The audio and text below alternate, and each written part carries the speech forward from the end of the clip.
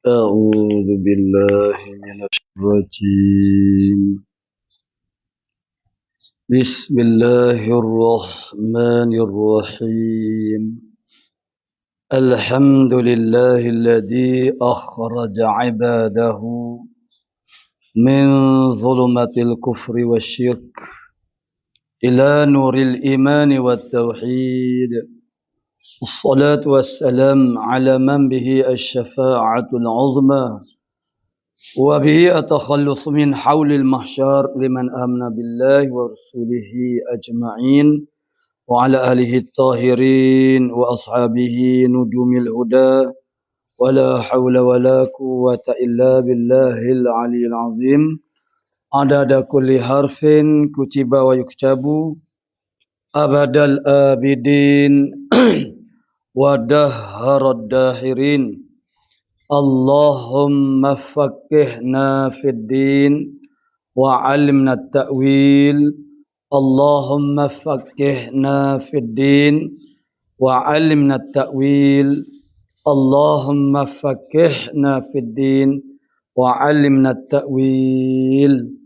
اللهم رب اشرح لي صدري ويسر لي أمري واحلل عقدة من لساني يفقهوا قولي. أما بعد فقال الشيخ المؤلف رحمه الله تعالى ونفعنا بعلومه في الدارين آمين يا رب العالمين. Kaunuhu muridan artinya keadaannya yang menghendaki. Qala muallifu rahimahullah taala. Jadi kemarin kita telah masuk kepada sifat ma'nawiyah. Sifat ma'nawiyah maknanya sifat yang dibangsakan kepada sifat ma'ani.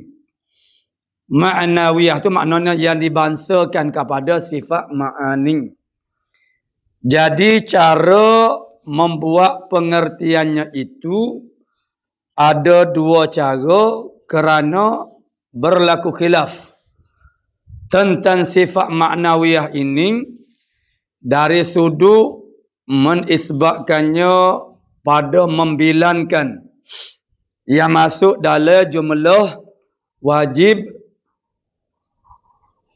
kita ketahui secara tafsili.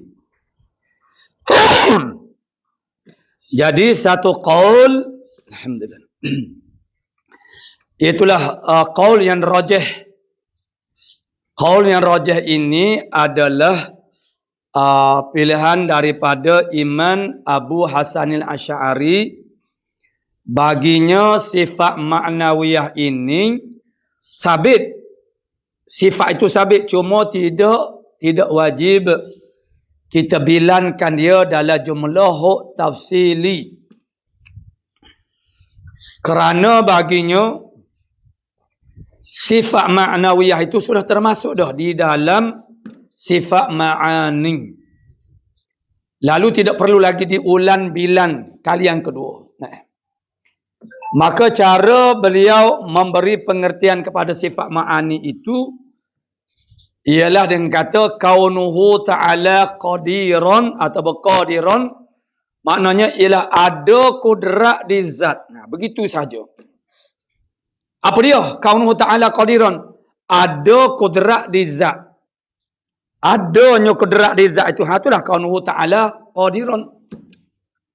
Adapun kudrat atau sifat kudrat yang ada di zat Allah Taala, adanya kudrat di zat tu, itulah kaunuhu ta'ala qadiran. Tetapi qaul yang masyhur yang dibawa oleh Imam Abul Mansur Maturidi, dia kata sifat maknawiyah ni adalah asin mustaqillun, berasingan daripada sifat ma'ani. Maka dengan sebab itu dia perlu dibilang secara berasingan. Maksudnya kena dibilang juga. Jadi tujuh sifat ma'ani ini perlu dibilang juga kerana dia adalah sifat yang berbeza daripada sifat ma'ani, tidak terkandung. Bila kita kata Allah Ta'ala bersifat dengan kudrat, maka tidak terkandung di dalam kata itu, maksudnya kaunuhu ta'ala qadiran. Bukan kaunuhu ta'ala qadiran itu sifat yang lazim. Bagaimana mereka menartikan makna kaunuhu ta'ala qadiran? Itulah satu sifat yang menengahi di antara wujud dengan Adam. Mana tak ada. Antara ada dengan tak ada. Nak kata dia tu ada betul-betul, tak boleh. Sebab ciri-ciri kewujudannya itu lemah. Nak kata tak ada langsung pun tak boleh juga. Sebab ciri-ciri ada tu ada juga. Maka dia tu duduk tengah-tengah. Antara ada dengan tiada.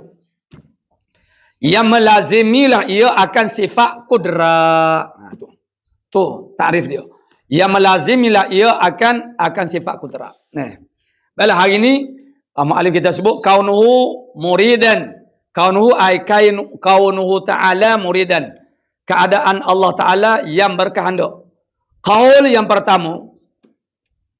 pertama menartikannya dengan makna adanya iradah pada zat. Nah, begitu saja.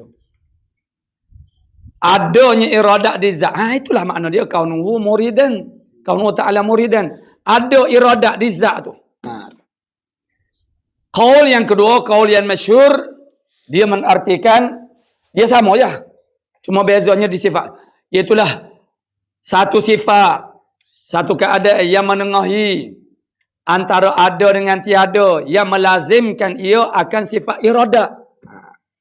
Jadi kaunuhu ta'ala muridan maksudnya sifat yang menengahi di antara ada dengan tiada, yang melazimkan ia akan sifat iradah. Itu cara terjemah qaul yang kedua. Jadi samalah sifat maknawiyah yang lain pun sama. Begitulah keadaan dia. Dari segi sudut terjemah dia pecah dua. Sebab apa pecah dua? Sebab ada dua qaul. Satu qaul, itulah qaul yang tidak membilangkan sifat maknawiyah secara berasingan. Satu qaul lagi membilangkan dia secara berasingan. Yang membilang secara tidak berasingan itu kerana mereka mengatakan maknawiyah itu sudah terkandung dah di dalam sifat makni. Lalu mereka menartikan kaunuhu muridan itu keadaan yang berkehendak itu maksudnya adanya iradah di zat Allah Ta'ala. Manakala kaul yang kedua mengatakan kaunuhu ta'ala muridan itu ialah sifatun mutawassitatun bainal bainal mawjud wal ma'dum. Mulazimatun lil iradah. Itulah satu sifat yang menengahi di antara ada dengan tak ada. Yang mana dianya melazimkan bagi sifat iradah. Sebab kaunuhu muridan. Tu. Begitu juga dan mustahil lah. Tu dia baca. Dan mustahil keadaan ada sesuatu dengan ketiadaan kehendaknya. Keadaan ada sesuatu tu tidak dengan kehendak Allah Ta'ala. Itu lawan kepada dululah iradah. Iradah kita kena ingat. Iradah itu maknanya ni kaunuhu ta'ala muridan. Jadi kita kena faham di iradah dulu dah. Nak faham kaunuhu ta'ala qadiran tu kena faham kudrat dulu. Faham di situ. Jadi sebab dia tu melazimkan bagi sifat kudrat. Kaunuhu ta'ala qadiran. Kaunuhu ta'ala muridan melazimkan bagi sifat iradah. Jadi iradah jangan ada 5 perkara. Ingat sampai bila-bila. Mana bila sebut kata iradah jangan ada salah satu daripada 5 perkara. Jangan ada tergagah, jangan ada terlupa, jangan ada terlalai, jangan ada taklil. Taklil ni automatik. Dan yang keempat, limanya ialah jangan tabiat. Jadi Allah Ta'ala buat tu bukan secara tergagah, bukan secara lalai, bukan secara lupa, bukan dengan secara orang panggil taklil, tikam turu. Dan selalu itu automatik. Tidak. Sebab kalau automatik bermaknanya ada kehendak lah. Tidak dengan kehendak Allah Ta'ala lah. Ada makhluk ni, ada Allah Ta'ala, ada makhluk. Jadi akan jadi berbilang qadim. Allah Ta'ala qadim. Makhluk qadim juga. Sebab apa makhluk qadim? Tak qadim macam mana? Kerana dia tu turut ada selalu dah. Ada Allah Ta'ala, automatik ada makhluk. Jadi bermakna makhluk pun adalah qadim juga. Tu. Jadi tu dan bukan dengan tabiat Tuhan buat langit bukan. Kalau buat dengan secara tabiat bermakna dianya bukan secara kehendak. Tu. Jadi Tentu tidak keadaan ada sesuatu itu dengan ketiadaan kehendaknya Allah Ta'ala. Itu lawan kepada kaunuhu ta'ala muridan. Dan kaunuhu aliman. Kaunuhu aliman itu artinya keadaannya Allah Ta'ala yang mengetahui. Keadaan Allah Ta'ala itu salin bahasa. Salin bahasa. Hak tu salin bahasa. Hak kita naknya ialah makna dia. Maksud dia apa dia. Ada dua. Ada dua. Dua yang, sebab apa ada dua? Sebab ada dua qaul. Tentang orang panggil memahami sifat kaunuhu ta'ala, mana sifat maknawiyah ni ada dua qaul. Satu qaul dia tak payah bila sifat ni. Sebab dia sudah terkandung dalam sifat makni dah. Satu qaul lagi kena bila suku. Jadi makna dia jadi berbeza juga. Jadi bagi qaul yang pertama, kaunuhu ta'ala aliman maksudnya ada ilmu pada zat Allah Ta'ala. Cukup. Apa makna kaunuhu ta'ala aliman? Maknanya adanya wujudul almi fi zatihi ta'ala. Ada ilmu di zat Allah Ta'ala. Itulah makna kaunuhu ta'ala aliman. Tapi kaul yang kedua menartikan dengan makna sifatun mutawasitatun bainal mawjud wal ma'dum mulazimatun lil ilmi. Satu sifat yang menengahi di antara wujud dan juga tiada. Yang dianya melazimkan bagi sifat ilmu. Bila Allah Ta'ala bersifat dengan ilmu, maka lazimlah dia tu. Melazimkan bagi sifat ilmu tu ialah kaunuhu ta'ala aliman. Begitu. Dan mustahil. Tentu tidak keadaannya yang jahil. Yang jahil tu kita kena faham di sanalah sifat ilmu. Mana lawa kepada sifat ilmu, dia bukan jahil semata-mata. Maksudnya orang panggil sifat, kalau tahu dengan cara-cara tahu makhluk ataupun yang baru itu pun bukan juga. Sebab pengetahuan makhluk ini, ilmu hadis. Hadis ini maksudnya ialah bukan ilmu hadis. Quran hadis tu dah. Tukang hak tu pula ke. Ilmu hadis. Bukan ilmu hadis. Ilmu hadis. Ilmu kita lah, kita makhluk ni dia panggil hadis. Ilmu hadis ni dia ada tiga. Tiga sumber dia. Allah Ta'ala, inkishaf dengan ilmu dia tu tidak melalui antara apa-apa. Dan inkishaf Allah Ta'ala dengan ilmunya itu adalah qadim sedia kala. Itu beza. Situ kita faham di sana, sini pun dia mudah lah. Dia di sana tu kita kena faham. Cukup-cukup dulu. Masalah qadim, sifat kedam, masalah sifat kudrat. Situ faham di situ. Hak maknawiyah ni maknanya hak di ma'ani tu fahamkan di situ. Hak ni kita nak faham. Cuma kita nak faham bagaimana kedudukan sifat kaunuhu ini. Itu saja. Tentang muridan aliman. Itu kena faham di ilmu dan juga di irada. Jadi, mana mustahil, jahil. Sifat ilmu yang baru. Dia bukan saja jahil. Ya jahil sajalah. Bahkan ilmu hak passion baharu ni pun juga itu berlawanan dengan ilmu Allah Ta'ala. Ilmu yang baharu ni maksudnya ilmu kita lah. Ilmu hadis. Hadis tu maksudnya kita makhluk ni.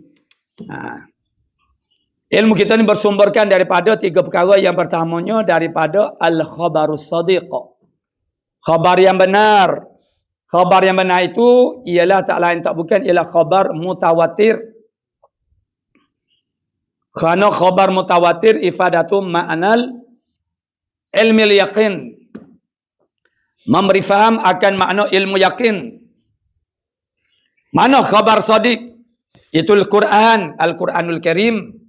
Dan juga hadis-hadis yang mutawatir. Itu adalah sumber kepada ilmu kita manusia. Kita tahu, misalnya apa yang ada di dalam kubur, apa yang berlaku dalam kubur. Itu melalui hadis Nabi SAW. Jadi kita tahu tu dengan pengetahuan yang yakin, yang sahih. Itu yang pertama. Yang kedua ialah al-aqlus salim, akal yang sejahtera. Akal yang sejahtera dapat memahami segala sesuatu mengikut hadnya yang dihadkan oleh Allah Subhanahu Wa Taala, yang mampu dicapai oleh suluhan akal kita. yang telah ditentukan oleh Allah Ta'ala, skopnya, ruangnya, setara mana. Qadar yang Allah Ta'ala berikan kepada kemampuan akal untuk mencapai akan dia, maka itu dapat difahami oleh kita. Dengan menggunakan akal. Tetapi, lebih daripada itu, bukan lebih banyak daripada itu, perkara-perkara yang kita tidak akan dapat faham dengan akal kita. Maksudnya, akal kita, orang panggil buntu untuk memahami. Bukan sedikit mana banyak perkara yang kita tidak faham. Tentang diri kita sendiri pun banyak perkara yang kita tidak faham. Walaupun seorang doktor sekalipun ilmunya tentang tubuh badan manusia adalah terhad. Sebab itulah akhirnya kepakaran manusia itu ada hadnya. Apa sahaja perkara ada haknya sehingga manusia itu akan angkat tangan dua belah. Surrender, tak mampu dah nak buat. Itu ilmu yang kita raih, yang kita dapat daripada akal fikiran kita. Dan yang ketiganya, sumber ilmu yang sahih bagi kita ialah panca indera. Hawasul khams. Hawas yang lima. Hawas yang lima tu hawasun. Hassah, kalau satu hassah. Hassah maknanya basar, penglihatan, sama pendengaran kita, syam maknanya pecium yang ada di pekecak, zauq yang ada pada lidah kita, dan juga perasa yang ada pada permukaan kulit kita. Boleh rasa panas, sejuk, keras, licin. Jadi kita tahu bila kita sentuh suatu perkara itu licin. Batu ni licin. Kita tahu dengan apa? Dengan deria rasa yang ada pada kulit kita. Mana batu ini berkerasa, batu ini tajam, mata pisau. Macam mana nak tahu dia tajam tak tajam? Sama ada kalau orang yang ahli itu, dia sentuh dengan jari, dia tahulah tajam tak tajam. Ataupun kita try kepada sesuatu benda, itu kita nampak dia dapat melakukan kerjanya baik, maka kita kata dia tajam. Itu daripada apa yang kita lihat. Nampak panca indera. Jadi panca indera pun dia ada had dia. Panca indera kita ini dia ada had dia. Lalu panca indera ini apabila dia dah tak mampu untuk sampai kepada suatu kebenaran, maka kesilapan ataupun kekurangan yang tidak dapat sampai oleh panca indera ini akan disempurnakan oleh hidayah akal. Jadi akal tu dia lebih tinggilah daripada panca indera ini.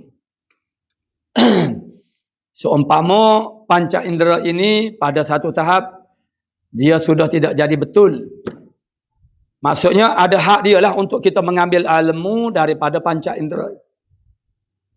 Karena sesuatu yang kita lihat itu, sesuatu yang kita dengar itu bukan hakikatnya. Contoh, kita lihat daripada kejauhan pada waktu tengah hari di atas jalan raya. Daripada jauh kita nampak macam ada tumpukan air. Fatomargana. Dia panggil bayangan air. Bila kita pergi dekat, tidak ada air pun. Jadi, kalau kita serahkan ilmu itu kepada mata sahaja, maka maklumat itu jadi tidak tepat, tidak betul dengan hal yang sebenar. Akal lah yang mengoreksi, yang membetulkan kesilapan yang dilakukan oleh mata.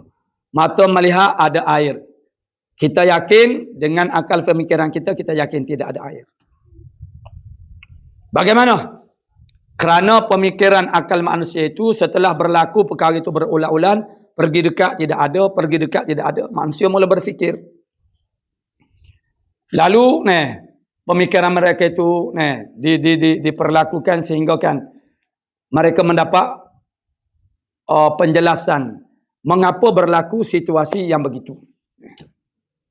Samalah juga kita ambil air segelas, kita letakkan dalam gelas itu kayu yang panjang ataupun pembaris anak kita. Maka mata kita akan melihat dia bengkok. Tetapi akal kita mengatakan dia tidak bengkok. Lalu ilmu manusia akhirnya hasil daripada penggarapan akal itu akhirnya mereka menemui jawapan bahawasanya oleh kerana kelikatan manu udara dan juga air itu adalah berbeza, maka dia akan berlaku hukum pembiasan. Jadi akal yang memberi penjelasan yang telah berlaku silap kepada panca indera. Kita bunyi berdesing, kita tahu tidak ada bunyi itu, tetapi bunyi itu hadir kepada kita kerana suhu tubuh badan kita terlampau panas. Ataupun kita makan apa pun semuanya pahit semata. Pahit lepeh. Adakah kita marah kepada orang yang memasaknya? Tidak. Sebab kita tahu bukan makanannya tak sedap, tetapi pekecap yang ada pada lidah kita dah tidak intizam, tidak teratur. Sebab apa? Sebab juga sama kerana suhu tubuh badan kita terlampau panas, mana kita demam umpamanya, maka makanan apapun dia jadi pahit. Tu. Jadi maksudnya ilmu yang kita raih daripada panca indera ini dia ada had dia. Segala ketidaksampaian oleh indera itu akan disempurnakan oleh akal. Akal juga ada hak dia. Sampai suatu tahap, akal itu tidak mampu memberi jawapan yang tepat, yang sebenar. Hidayah, wahyu Allah Ta'ala. Itulah al-khabarus sadiq. Khabar yang benar daripada Allah, daripada Rasul. Itulah yang akan memberi penjelasan. Yang berlaku itu apa sebenarnya. Jadi, begitulah ilmu Allah Subhanahu Wa Ta'ala. Itu berbeza. Kita ada ilmu, tapi ilmu kita berbeza. Inkishaf ilmu Allah Ta'ala adalah, tapi sifat maknawiyah ni dia tidak ada takluk. Cuma yang kita sebut itu ialah kepada sifat ma'ani dulu. Jadi sebelum kita, di sini dia tidak ada huraian dah. Dia sebut saja dah. Sebab huraiannya ada di dalam sifat ma'ani. Apa-apa huraian kepada sifat kudra, itulah huraiannya kepada kaun ta'ala qadiran. Begitu juga mana muridan. Jadi cara memberi arti makna itu ada dua cara. Satunya berdasar kepada qaul yang mengatakan sifat maknawiyah ini sudah terkandung di dalam sifat ma'ani. Maka mereka memberi pengertian dengan makna adanya sifat makna sifat itu, sifat ma'ani di zat Allah Ta'ala. Itulah kaunuhu ta'ala. Aliman. Adanya ilmu di zat Allah Ta'ala itulah kaunuhu ta'ala aliman. Tetapi qaul yang kedua menartikan dengan makna, apa makna kaunuhu ta'ala aliman? Maknanya satu sifat yang menengahi di antara ada dengan tak ada. Yang mana dia melazimkan bagi sifat ilmu.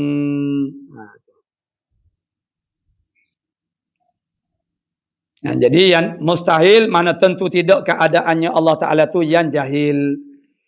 Dan kaunuhu hayyan. Sifat ma'aninya ialah hayat. Hayatun. Hayat. Ini kaunuhu ta'ala hayyan. Sifat maknawiyahnya. Jadi kok mana pun di atas dua kaul itu, sifat maknawiyah ini dia tak boleh lari daripada terkaitkan dengan sifat ma'ani.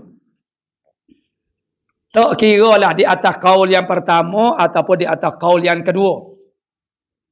Maka kedua-duanya itu, dia terkait dengan sifat ma'ani. Di atas kaul yang pertama, sifat maknawiyah itu ialah tentang adanya sifat ma'ani di zat Allah Ta'ala. Itulah sifat maknawiyah. Adanya qudrat di zat Allah Ta'ala, adanya iradat di zat Allah Ta'ala, ada ilmu di zat Allah Ta'ala, ada hayat di zat Allah Ta'ala. Apa makna kaunuhu ta'ala kaunuhu ta'ala maknanya aliman, adanya ilmu di zat Allah Ta'ala. Apa makna kaunuhu ta'ala hayyan, adanya hayat di zat Allah Ta'ala.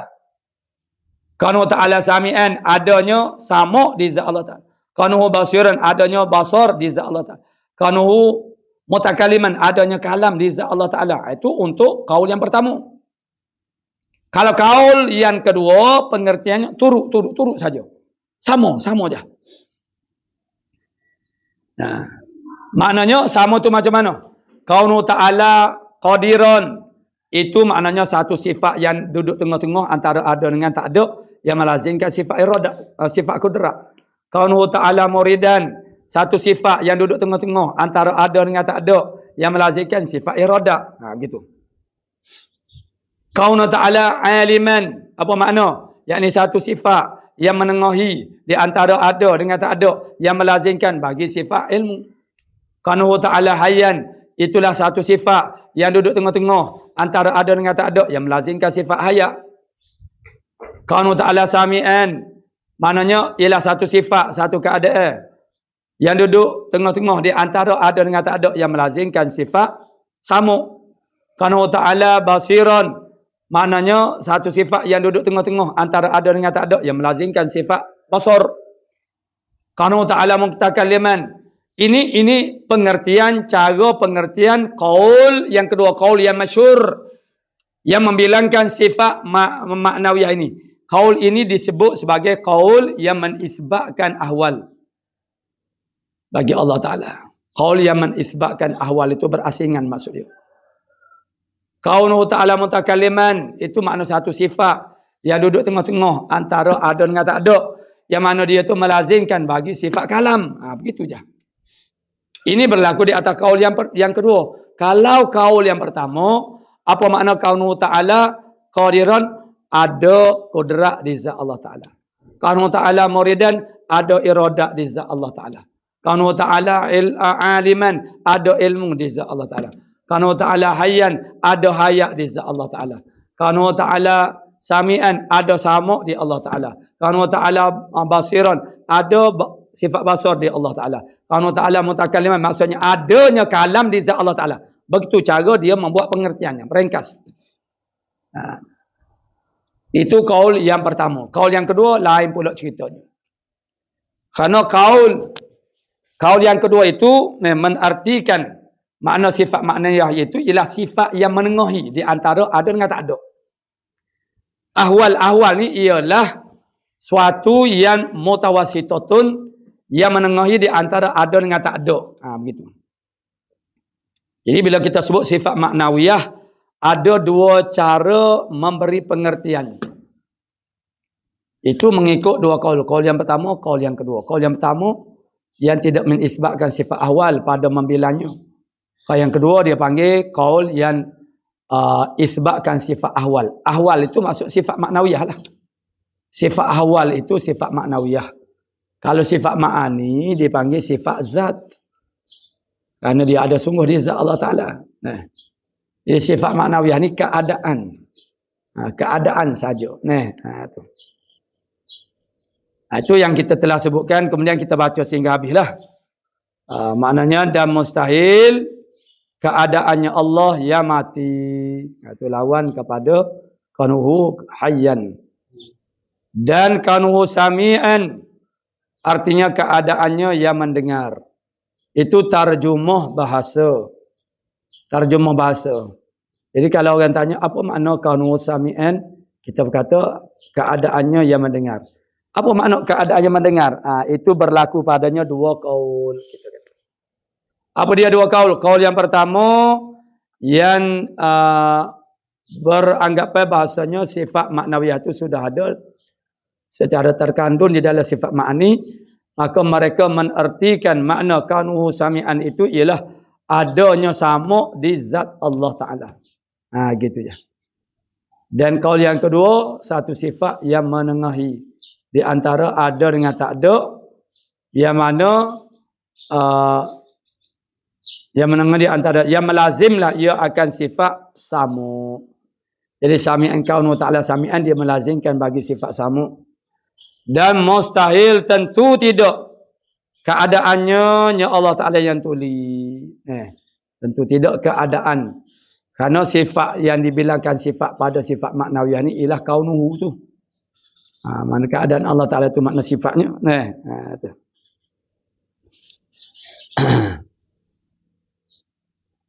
Dan mustahil keadaannya yang tuli. Dan kaunuhu basiran, artinya keadaannya Allah Ta'ala yang melihat. Jadi seperti tadi juga lah. Kaul yang pertama menartikan dengan makna adanya basar di zat Allah Ta'ala. Kaul yang kedua mengatakan kaunuhu ta'ala basiran itu maknanya satu sifat yang menengahi, duduk tengah-tengah antara wujud dengan Tak ada. Nah. Yang mana ia melazimkan bagi sifat basar. Hak ni basiran. Mana ia melazimkan sifat basar. Dan mustahil keadaannya betul. Mustahil tak boleh terima pada akal kita keadaan Allah Ta'ala yang betul kerana itu kekurangan. Kekurangan di atas Allah Ta'ala itu adalah mustahil. Dan kaunuhu mutakalliman. Keadaannya Allah Ta'ala itu mutakallim. Mutakallim makna yang berkata-kata, artinya keadaannya yang berkata-kata, maknanya dua. Qaul yang pertama menartikan dengan mana adanya sifat kalam di zat Allah Ta'ala. Qaul yang kedua menartikan kaunuhu Ta'ala mutakalliman itu dengan makna satu sifat yang menengahi di antara ada dengan tak ada, yang ianya melazimi bagi sifat kalam. Dan mustahil keadaannya Allah Ta'ala tu yang bisu. Mustahil Allah Ta'ala tu bisu. Mustahil Allah Ta'ala bisu. Yang bisu keadaannya Allah Ta'ala tu yang bisu. Mana itu? Kenapa? Kerana kalaulah tidak wajib berkata bahasanya keadaannya yang bisu, bermakna keadaan dia tu yang mana kalau kita kata Allah Ta'ala tu tidaklah bersifat dengan kaunuhu Ta'ala makna mutakalliman, bermakna dia bersifat dengan keadaannya yang bisu. Jadi keadaan yang bisu itu adalah mustahil. Kerana benda yang mustahil itu mana benda kekurangan. Kerana bisu-bisu ni dia panggil benda kekurangan. Kekurangan di atas Allah Subhanahu Wa Ta'ala itu adalah mustahil. Qala muallifu rahimahullahu ta'ala, dan dalil segala sifat ini. Dan dalil segala sifat ini. Mana segala sifat ini? Sifat maknawiyah ni lah. Dalil kepada semua sifat maknawiyah ini atas qaul yang menisbatkan dia. Yang menisbatkan sifat ini, yakni sifat ahwal ni. Jadi kalau qaul yang tidak menisbatkan dia pada membela tafsir itu tak ada apalah. Jadi dalil yang menisbatkan sifat ahwal ini. Mana dalil dia? Diketahuikan dia daripada segala dalil sifat ma'ani yang telah lalu. Itulah sebenarnya juga adalah hujah yang kuat menunjukkan bahawasanya sifat maknawiyah itu ada dah secara terkandung di dalam sifat ma'ani sebagaimana pandangan qaul yang pertama. Tapi tak apalah, di atas qaul yang keduanya beginilah keadaannya. Dalil dia mana? Dalil dia ialah dalil sifat ma'ani. Mana dalil kaunuhu ta'ala qadiran? Dalil sifat kudrat Allah Ta'ala juga. Mana dalil kaunuhu ta'ala muridan? Ialah dalil sifat iradah Allah Ta'ala. Tu. Jadi dalil dia tu ialah maksudnya sama ada dalil nakli ataupun akli sama. Semuanya dia klik kepada dalil kepada sifat ma'ani itu sebenarnya. Diketahuikan daripada segala dalil sifat ma'ani yang telah lalu. Dan segala sifat ini, murak dengan sifat ini tu ialah sifat maknawiyah ni lah. Dinamakan sifat maknawiyah. Mana segala sifat ini maksudnya sifat ahwal ini. Dinamakan dia sebagai sifat maknawiyah. Mana sifat yang dibangsakan kepada sifat ma'ani. Tu. Jadi sifat yang dibangsakan, yang melazimkan. Jadi, sebab itulah qaul yang kedua dia bubuh perkataan mulazimah. Mulazimah yang melazimlah ia akan sifat ma'ani. Jadi nisbah kepada ma'ani. Kerana bahawasanya segala sifat ini melazimkan sifat ma'ani. Semua sifat-sifat ini dia melazimkan sifat ma'ani. Kaunuhu ta'ala qadiran melazimkan sifat qudrat.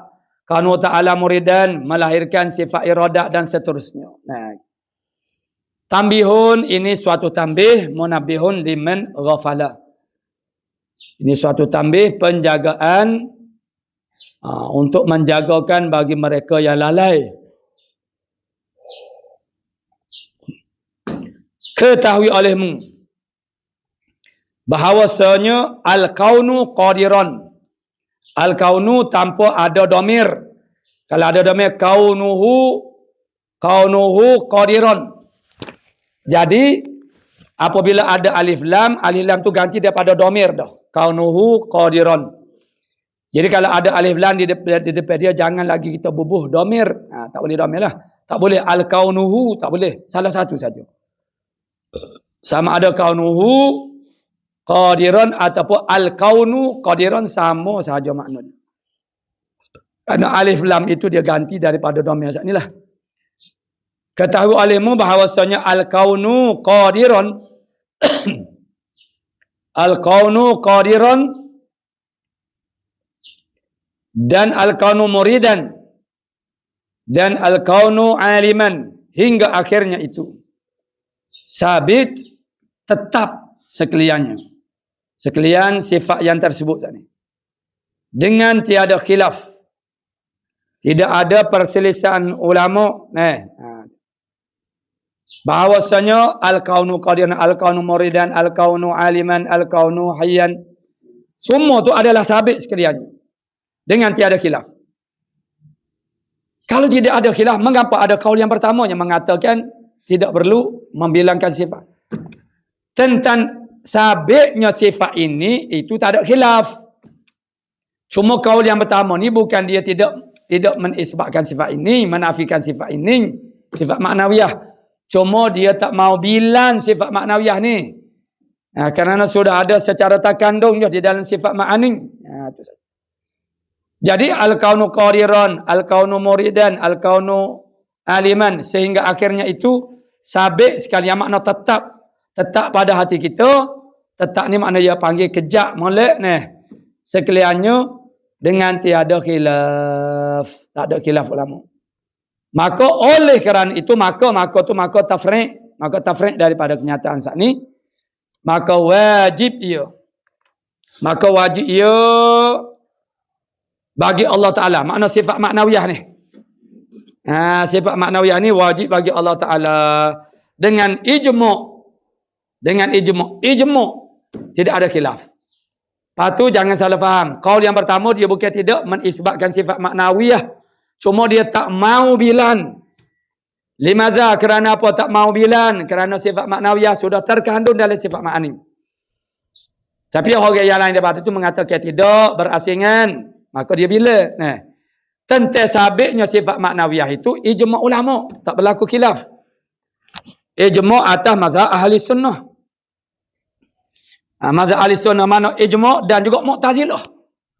Mu'tazilah pun dia terima sabit sifat maknawiyah. Dia tolak sifat ma'ani. Itu pelik. Sedangkan sifat maknawiyah ni dia duk menopel di sifat ma'ani. Dia melazimkan bagi sifat ma'ani. Ahli-ahli Mu'tazilah ni sifat maknawiyah dia terima pula. Ma'ani dia nafikan. Tu jadi terbalik kuih habis. Adapun ahlu sunnah wal jamaah tidak ada yang menafikan sifat maknawiyah ni. Cuma tak bila aja. Tak bila. Tak masuk dalam jumlah bilangan. Dia supaya ni lah, supaya kita mau ni pun sama lah, ada juga. Dia dapat juga gear dia tapi tak masuk dalam jumlah, tak masuk dalam bilangnya. Tu.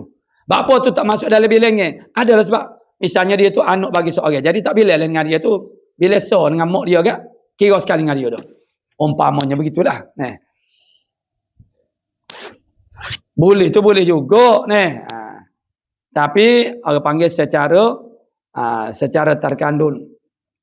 Jadi tidak ada khilaf ulama bagi antara ahli sunnah wal jamaah dan juga Mu'tazilah sepakat mengatakan sabit sifat maknawiyah ini. Dan atas mazhab ulama yang menyabitkan ahwal dan ulama yang menafikan ahwal. Jadi dua kaul saat inilah. Ulama yang menafikan ahwal itu maksudnya dia tidak isbatkan ahwal, bukan tidak isbatkan sifat maknawiyah. Dia isbatkan juga sifat maknawiyah tapi dengan makna yang tertentu. Ulama yang menafikan awal dan hanya sesungguhnya Khilaf itu pada keadaannya beberapa sifat yang lebih atas segala sifat ma'ani. Itu tempat jadi khilafnya. Itu dia. Yang duk jadi khilafnya ialah adakah sifat maknawiyah itu lebih daripada sifat ma'ani ataupun dia tidak lebih daripada sifat ma'ani. Tidak lebih itu maksudnya duduk dalam sifat ma'ani dah. Tu. Itu saja tempat yang duk jadi khilafnya. Di atas mazhab ulama yang sifat awal dan ulama yang menafikan awal. Dan hanya saja khilaf itu pada keadaannya beberapa sifat yang lebih atas segala sifat ma'ani. Itu saja. Atau tiada lebih atasnya. Lebih atau tak lebih? Situ. Hok kata lebih daripada sifat ma'ani, dia itu dipanggil sifat awal, mana dia tu makna sifat awal. Disebabkan sifat awal. Jadi yang mengatakan tiada lebih atasnya bukan ia umurun i'tibariyah. Atau tiada lebih atasnya, maknanya tidak lebih, dia bukan awal. Dia tidak lebih daripada dia. Mana dia tu bukan awal. Kalau awal ni dia lebih daripada diri sifat tu. Bukan ia adalah umurun i'tibariyah. Perkara yang dibangsakan kepada kira-kira sahaja. Artinya beberapa perkara yang diiktibarkan pada zihin juga. Maknanya perkara yang kita kira-kira pada akal fikiran kita. Pada minda kita sahaja. Pada zihin sahaja. Tiada ada ia pada kharij. Tidak ada ia pada realitinya, tak ada. Realitinya makna tidak ada. Dia hanya ada pada kira-kira akal sahaja. Pada kira-kira akal sahaja. Pada kharij ni kharijin anil zihni, yang di luar daripada minda kita. Alam yang nyata lah. Itu makna khariji. Jadi maknanya dia tiada ada ia pada kharij, maka tak kala itu maka makna ingkarkan ahwal pada mereka yang menafikan iaitu ialah ingkar lebihnya atas ma'aninya. Tu kena faham lagi tu. Bukan ingkarkan sifat maknawiyah. Ingkarkan keadaan dia tu lebih daripada sifat ma'ani. Itu saja. Jadi kalau kita nak tengok angka nombor 2, angka nombor 2 di atas tu, angka nombor 2, di luar, dia kata kalau tidak ada ia pada kharij, artinya tidak dengan sekira-kira mungkin dilihat dok. Kalau ada pada kharij ini boleh jadi boleh lihat. Kalau ada pada kharij ni makna di luar daripada minda kita. Luar daripada minda kita, itu makna kharijin fil khariji. Jadi kalau ada pada khariji boleh tengok. Ini tidak ada pada kharij. Yang keduanya kalau maka tatkala itu artinya tatkala adalah khilaf itu pada keadaan maknawiyah itu lebih atas ma'ani atau tiada lebih atasnya. Jadi di atas khilaf itu maka tatkala itu tatkala saat inilah. Maka makna ingkarkan ahwal pada mereka yang menafikan dia ahwal itu ingkar lebihnya atas ma'ani. Itu saja. Tiada ingkarkan keadaannya subhanahu wa ta'ala itu yang kuasa. Masalan sebagai misalnya tidak menafikan keadaan Allah Ta'ala yang kuasa. Cuma ingkarkan dia itu lebih daripada sifat ma'ani. Itu saja. Lebih dia daripada sifat kudrah. Masalan daripada asalnya. Mana yang kuasa masalan daripada asalnya. Kerana bahawa yang demikian itu kufur. Menafikan sifat ma'ani itu kufur. Kerana dia sebahagian daripada sifat kesempurnaan. Kerana bahawasanya ia perkara yang diijmukkan atasnya. Sifat maknawiyah ni ijmu' ulama. Lepas tu bila 13 tu tak bila lah, tak bila tu apa? Sebab anggapan mereka tidak lebih daripada zat, tidak lebih daripada sifat kudrat, tidak lebih daripada sifat iradah. Jadi itu saja yang berlaku khilafnya. Jadi ini pun kita kena faham baik-baiklah yang khilaf itunya tan mana ni. Kata mana? Kerana bahawasanya ia perkara yang diijma'kan atasnya oleh ulama. Sehingga-hingganya tiada wajib kita bilangkan dia sifat maknawiyah tu. Atas jalan tafsili, secara tafsilinya. Atas qaul yang rajih. Kalau dia rajih bila 13 tu lah. Bila 13-nya dia kata cuma tak wajib bila secara tafsili. Bila kita duk royak, orang panggil ni. Secara umum ni mana dia masuk lah. Fahuwa rajih. Maka ini ialah rajih yang tiga ni. Dan wajib beriman dengan dia, dengan sifat maknawiyah. Kerana ia sifat maknawiyah ni setengah daripada segala perkara kesempurnaan. Maknawiyah ni setengah daripada sifat kesempurnaan. Jadi kalau kita menafikan dia, bermakna menafikan kesempurnaan Allah Ta'ala lah. Itu tidak boleh. Cuma tak sebila je. Dia ada secara terkandung macam ni lah. Macam nasi kerabu. Ada orang dia kata dia tak makan budu. Dia kata saya tak makanlah budu. Bukan orang luar Kelantan. Orang Kelantan dia tak makan budu. Nasi kerabu dia makan habis 2 kelosong. Semua orang pakat suka dalam hati. Ialah sukanya ketawa dalam hati. Tak makan nasi makna budu. Nasi kerabu makan. Lepas tu dalam nasi kerabu tu tak ada budu ke? Ada budu. Kalau tak berbudu tak menyakut. Jadi maksudnya adanya budu itu secara terkandung di dalam nasi kerabu. Secara terkandung tu maksudnya kandungan di dalam suatu kuih kita kata. Masukkan apa yang terkandung di dalamnya. Jadi bila kita sebut roti canai umpamanya. Tak perlu lagi dibilang garam. Misalnya kita katakan mana kita sebut sejenis makanan. Sejenis makanan, maknanya dalam makanan itu dia ada dia punya ramuan dia. Jadi tak perlulah kita tafsirkan ramuan dia itu sebab dia ada tu secara terkandung dan mukhalatah dah. Dalam suatu kuih itu dia ada gandum, dia ada garam. Jadi tak perlu sebut dah gandum, garam, air. Kita sebut makanan itu saja. Begitulah juga bila sebut kata kudrat tak payah sebutlah kaunu ta'ala qadirun. Bukan menafikan kaunu ta'ala qadirun, cuma tak payah sebut sebab dia ada dah dalam kudrat tu. Gitu je. Jadi tak boleh kita nafikan sifat maknawiyah kerana apa? Kerana dia adalah daripada segala perkara yang kesempurnaan. Yang sempurna. Jadi yang sempurna bagi Allah Ta'ala tak boleh kita nafikan. Jangan atas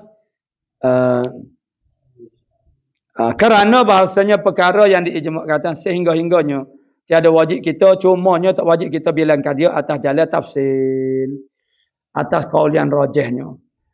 Maksudnya berlaku di atas qaul yang rajih, cumanya kita ni tak payah bila sifat maknawiyah tu. Dan wajib beriman dengan dia. Beriman dengan sifat maknawiyah tu wajib. Sebab dia setengah daripada sifat kesempurnaan Allah Ta'ala. Cuma tak payah bila lah. Sebab dia tidak ada pada khariji. Dia ada secara maknawi. Kerana ia setengah daripada segala perkara kesempurnaan. Dan demikian lagi jadi kafir orang yang menafikan sifat nafsiyah. Atau suatu daripada sifat salbiyah. Jadi kalau sifat maknawiyah ni pun, kalau kita menafikan dia, jadi kafir lah. Serta kita menisbatkan lawan dia, itu jadi kafir. Begitu juga, orang yang menafikan sifat nafsiyah. Orang yang menafikan sifat nafsiyah pun boleh jadi kafir juga. Sifat nafsiyah apa? Sifat wujud. Atau suatu daripada sifat salbiyah. Tuhan tak bersifat dengan kidam. Tuhan tak bersifat dengan bakok. Tuhan tak bersifat dengan wahdaniyah. Itu kita menafikan begitu, maka jatuh kepada kufur. Daripada sifat salbiyah. I'tiqad ia akan baharu demikian itu. Atau sesuatu daripada sifat salbiyah. I'tiqad ia akan baharu demikian itu. Atau mana demikian itu sifat salbiyah. Atau keadaannya sifat salbiyah keadaannya makhluk. Sifat salbiyah itu makhluk. Kita kata lagi tu. Atau syak ia pada sabdanya.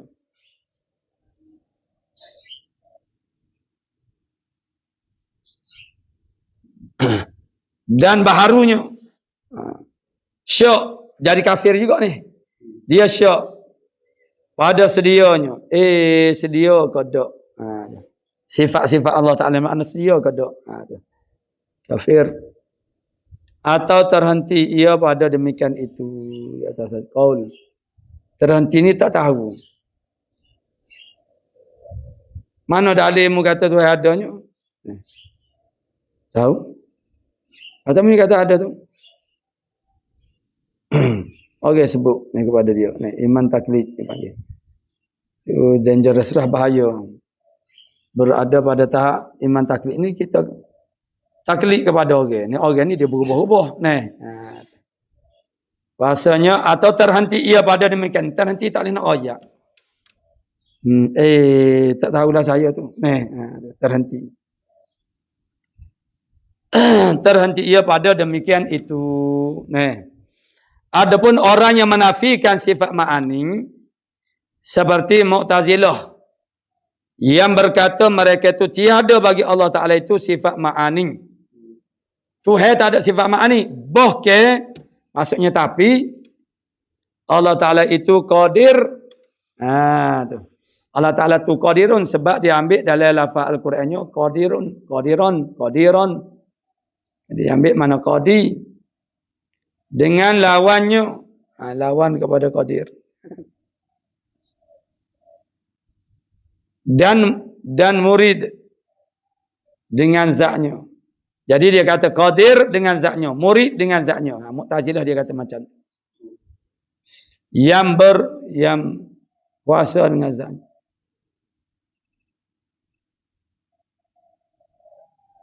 Menhendaki dengan zatnya. Dan tiada jadi ia kafir. Sebab dia kata lagu saat ni. Tak jadi kafir.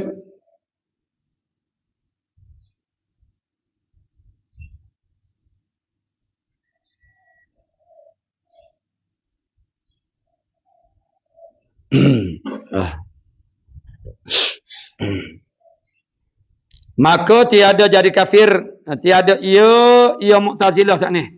Jadi kafir tetapi jadi fasik dan mubtadi' dalam bab akidah tauhid.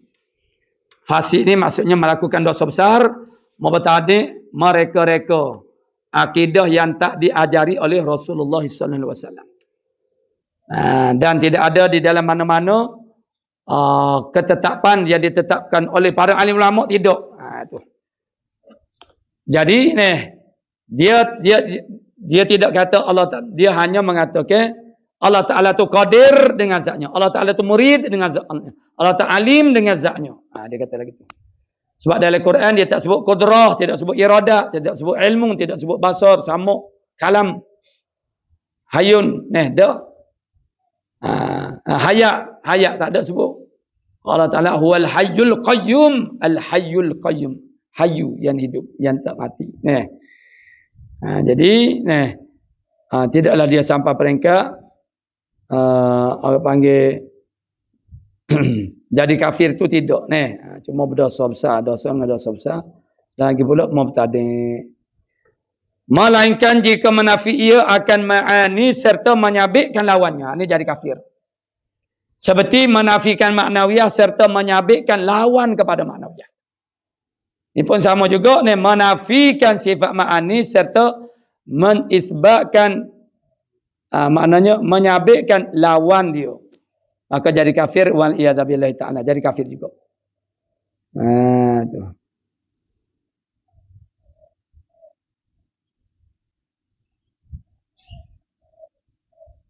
Kafir malaikat jika menafi ia akan ma'ani serta menyabitkan lawannya. Maka jadi kafir wal iyadzabillahi ta'ala.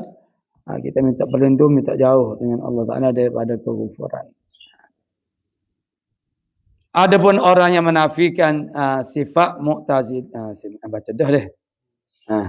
Jadi maka jadi kafir ya wal iyadzabillahi ta'ala. Jadi dengan itu makna selesailah perbahasan mengenai sifat maknawiyah. Dan menjalani pula oleh Qadi dan Imamul Haramain. Ila akhir wallah. Subhanahu wa ta'ala a'lamu bis-shawab.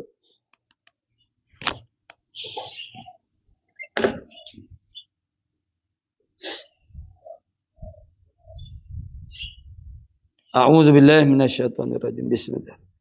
Alhamdulillah rabbil alamin. Salatu wassalam ala asyrafil anbiya wa ala alihi wa sahbihi. Allahumma taqabbal minna innaka antas wa tub alaina ya maulana innaka antat tawwabur rahim. Allahumma inna nas'aluka al-'ilma khaifin wa inabatal mukhbitin wa syukra sabin wa tabata siddiqin. Sallallahu ala sayyidina Muhammadin wa ala alihi wa sahbihi. Walhamdulillah.